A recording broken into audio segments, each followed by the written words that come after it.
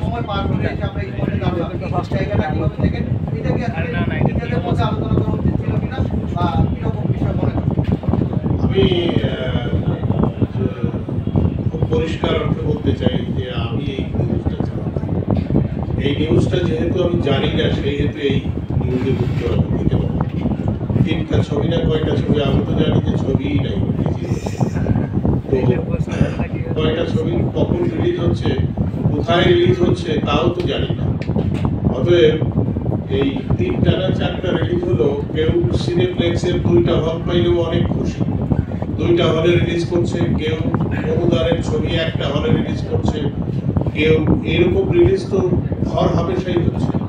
তো বেডটা প্রেসকে জানিয়ে, আপনাদেরকে জানিয়ে যেসব ছবি রিলিজ হয় সেই সব ছবিকেই মনে করবেন যে সেগুলো এমডিসির ছবি, অর্থাৎ সিনেমা। সিনেমা আমি তাকেই বলবো যাহার চলচ্চিত্র, যে চলমান চিত্রটি প্রেক্ষাগৃহে প্রদর্শিত হয় তাকেই আমি সিনেমা বলতে চাই। তো সিনেমা আমি বলবো এটি সিনেমা, তাই হলে মুক্তি পাবে। এর সাথে কয়টা মুক্তি পাবে তা আমাকে মাফ করবেন। খোদা আজকের মতো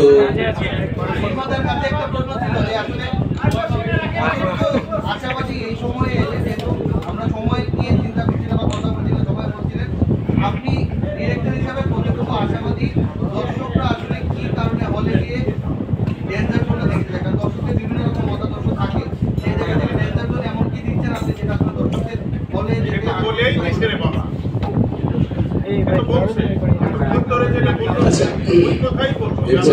কিন্তু সানি অনেক আগে দিয়ে দিয়েছে। আচ্ছা, আমি আরেকবার বলছি, ডেঞ্জার জোন সিনেমাটা যে দেখবে সে বুঝতে পারবে যে এর আগে বাংলাদেশে এরকম কোনো সিনেমা দেখেছি, এটা আমি বুকে হাত দিয়ে বলতে পারি। হয়তো আমি ছোট মানুষ জুনিয়র, কিন্তু বুকে হাত দিয়ে বলতে পারবো ডেঞ্জার জোনের মতো সিনেমা বাংলাদেশে আগে কখনো হয়েছে কিনা, কেউ দেখেছে কিনা। যদি কেউ বলতে পারে যে হ্যাঁ এরকম হয়েছে, তাহলে আমি তাকে পুরস্কার করবো ব্যক্তিগত, সেটা আমাকে প্রমাণ দিবে, আমি আপনাদেরকে সাক্ষী রেখে আমি তাকে পুরস্কার দেব। আত্মবিশ্বাস না, এর চেয়ে বড় কিছু। তবে দেখতে হবে, না দেখলে তো বুঝবে না। কারণ আমি বলেছি, বলেন আপনি বলেন, আমি বলেছি যে আমার সিনেমাতে দেখানো হয়েছে একটি গাছ একটি মানুষকে খেয়ে ফেলে। বলেন বাংলাদেশের সিনেমা আপনি দেখেছেন?